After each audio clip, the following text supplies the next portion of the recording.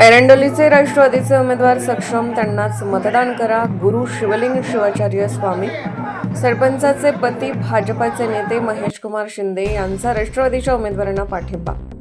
मिरज तालुक्यातील एरंडोली जिल्हा परिषद गटातील राष्ट्रवादीच्या उमेदवार सौ स्नेहल उमेश मोरे, एरंडोली पंचायत समिती गणाच्या उमेदवार सौ सुप्रिया सचिन तवटे, सलगरे पंचायत समिती गणाच्या उमेदवार सौ सुजाता विजय पाटील यांचा प्रचाराचा शुभारंभ बेळंकी येथील सिद्धेश्वर मठामध्ये गुरु शिवलिंग शिवाचार्य स्वामीजी यांच्या हस्ते श्रीफळ वाढवून करण्यात आला. राष्ट्रवादीच्या सौ स्नेहल उमेश मोरे, सौ सुजाता विजय पाटील आणि सौ सुप्रिया सचिन तवटे हे सक्षम उमेदवार असून त्यांना मतदान करावं असं आवाहन गुरु शिवलिंग शिवाचार्य स्वामी यांनी यावेळी केले. यावेळी महेश पोरे, विजय पाटील, सुरेश बापू कोळेकर आणि जिल्हा परिषद पंचायत समिती मतदारसंघातील पदाधिकारी, कार्यकर्ते मोठ्या संख्येने उपस्थित होते. दरम्यान एरंडोली जिल्हा परिषद गटात भाजपला मोठा हादरा बसला आहे.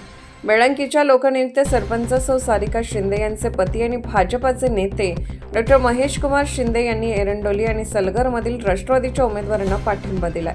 डॉ. महेश कुमार शिंदे यांनी भाजपवर गंभीर टीका केली आहे, तर स्थानिक नेत्यांनी सलगरचे सरपंच तानाजीराव पाटील यांच्यावर गंभीर आरोप केले. वृत्तवेग न्यूज नेटवर्ककडून मुख्य संपादक गणेश वायदंडे.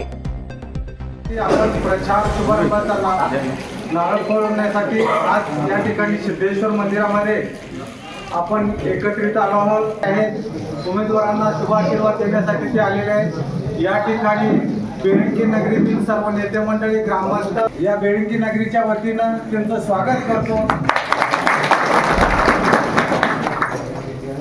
जिल्हा परिषद मतदारसंघातून सौ स्नेहल उमेश मोरे यांचं चिन्ह आहे घड्याळ. जयतात्या पाटील या उमेदवार आहेत आणि जे 5 तारखेला होणारं मतदान होतं ते काही कारण भाजप पक्षामध्ये असं झालेलं आहे की जो आयात उमेदवार असतोय त्यालाच मोठं केलं जातंय. आमच्यासारख्या सामान्य माणसाला की वर्षानुवर्ष आम्ही पक्ष वाढवला, आम्हाला काडीची किंमत मिळत नाही, त्या पक्षामध्ये आम्ही काम करायचा विचार सोडून दिलेला आहे. आणि आजपासून मी घड्याळ चिन्हावरती जे उमेदवार उभा आहेत बेळंकीच्या परिसरातील एरंडोली मतदारसंघातील सर्व मतदारांना माझी एकच कळकळीची विनंती आहे की भाजपचा उमेदवार कसा चितपट झाला पाहिजे एवढंच लक्षात ठेवायचं आणि भरघोस मताने सर्वांनी निवडून आणायचं, एवढीच माझी